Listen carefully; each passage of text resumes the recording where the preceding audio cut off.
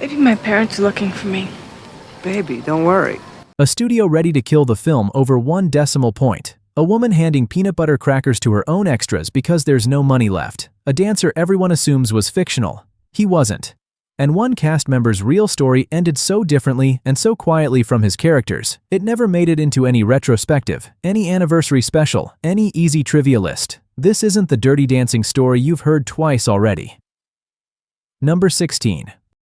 Producer Linda Gottlieb pitched the film at $8 million, the bare minimum she thought it would take to shoot a period piece on real locations. Vestron came back with 5, and a threat. If their chairman ever saw so much as a decimal point after that 5, the money was gone. Instantly. No negotiation, no appeal, no second call. Gottlieb took the deal anyway, knowing full well exactly what that number meant for every single department on the film. Every single day of shooting, an entire film sat balanced on one number nobody was allowed to touch. Number 15.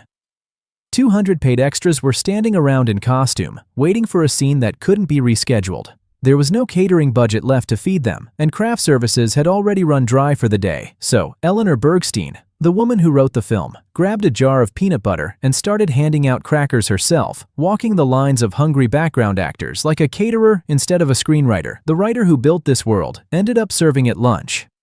Number 14. I carried a watermelon plays like a screenwriter's punchline. The most embarrassing line in the whole movie, the kind of detail you'd assume was written purely for laughs. It wasn't invented at all. Real Catskills dance consultant Jackie Horner, who taught resort guests for over 30 years and consulted directly on the film, said she used to smuggle vodka-plugged watermelons into staff parties herself, the exact same way Baby does on screen. The most quoted moment of cringe in film history came straight out of somebody's actual Tuesday night. Number 13. Audiences assume Johnny was pure invention, the bad boy dance instructor every writer dreams up once and never gets to use twice. He wasn't. Bergstein based him on Michael Terrace, a real ballroom and Broadway dancer from Spanish Harlem who actually taught at Grossinger's, the resort behind Kellerman's, for years before the film was ever written. Somewhere, a real man had spent years teaching real guests to dance exactly like that, years before anyone thought to put him in a movie. Number 12. The lake was so cold it sent Gray to the hospital with hypothermia, and the crew avoided close-ups because both actors' lips had turned visibly blue. Most people involved would have stood on the shore in dry clothes and shouted directions from a safe distance. Kenny Ortega didn't. He waded in with Swayze and Gray himself, working the lift from inside the freezing water until it looked right, take after take, soaked exactly like they were. Nobody asked him to get in that lake. He just did. Number 11. On screen, Baby is a nobody. An awkward doctor's daughter nobody notices until she dances. The plainest girl at the resort. Off-screen, Jennifer Gray's father was Joel Grey, the Oscar-winning star of Cabaret, a man whose face was already famous on Broadway and in Hollywood. Her grandfather was Mickey Katz, a bandleader who'd already made a career out of parody songs decades earlier, performing for crowds long before Grey was even born. The actress playing the girl nobody saw coming came from a family the whole industry had already been watching for years. Number 10. The studio wanted contemporary pop acts on the soundtrack, names that would sell in 1987, chart-friendly and radio-ready. Bergstein refused, holding out for something the executives thought was hopelessly out of date. She insisted on the same oldies she'd grown up with on her own 45s, fighting a battle she later said felt like crawling over broken glass just to keep her own childhood on the soundtrack. She won. Those outdated songs became one of the best-selling soundtracks ever made. But the resort that inspired all of it didn't get the same ending. The real hotel behind Kellerman's outlived the film by decades, and then it didn't. Jesus, Billy, now she's gonna run and tell her little management boyfriend and we all get fired. Number 9. Grossinger's. The actual resort Bergstein's childhood summers were built around, closed in 1986, a year before the film even reached theaters, its glory days already fading by the time cameras rolled. For decades it just sat there, abandoned, slowly falling apart while the film it inspired played on in living rooms around the world. Then in 2022, a fire tore through what was left of it, and the building was demolished for good soon after. The place that inspired the whole film now exists nowhere except on screen. Number 8. Everyone assumes Cynthia Rhodes got her big break from this movie, the way so many other cast members did.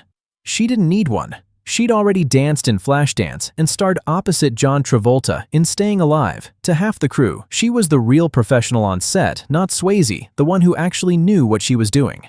Then, in 1989, she married musician Richard Marx and walked away from film completely at 31, at the exact height of her career. Number 7. Same movie, same success, same two names on every poster since, forever linked in the same publicity stills. Jennifer Grey earned $50,000 for the role that defined her entire career. Patrick Swayze earned up to double that, somewhere between $75,000 and $100,000, purely because his name was already worth something on a call sheet. The paychecks were decided before a single frame was shot. Number 6.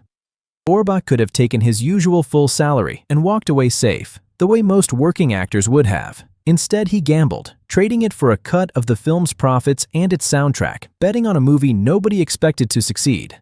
Both became massive hits, far bigger than anyone on set could have predicted. He spent the rest of his career calling it the smartest deal he ever made. Number 5. Watch the finale, and you're hearing Bill Medley and Jennifer Warnes, the voices everyone associates with that final dance. That's not what Swayze and Grey were actually dancing to on the day. The official recording wasn't even finished when they shot the scene. They moved to songwriter Frankie Preveit's own rough demo, sung by a completely different singer, and the real vocals were dubbed in weeks later, during post-production. The most iconic dance in the film was shot to a song the audience has never actually heard. Number 4. Emile Ardelino had already won an Academy Award for a documentary about a children's dance program, long before anyone offered him a script with actors and a plot. Dirty Dancing was his first fiction feature, ever. 6 years later, in 1993, Ardelino died of AIDS-related complications.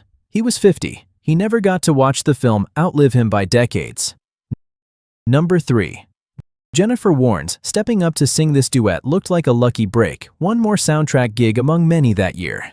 It wasn't luck. Between 1979 and 1987, she'd already been part of more Best Original Song winners than Frank Sinatra managed across his entire career, a streak almost nobody in the audience ever noticed. By the time she reached the mic for Dirty Dancing, she was already the category's quiet legend.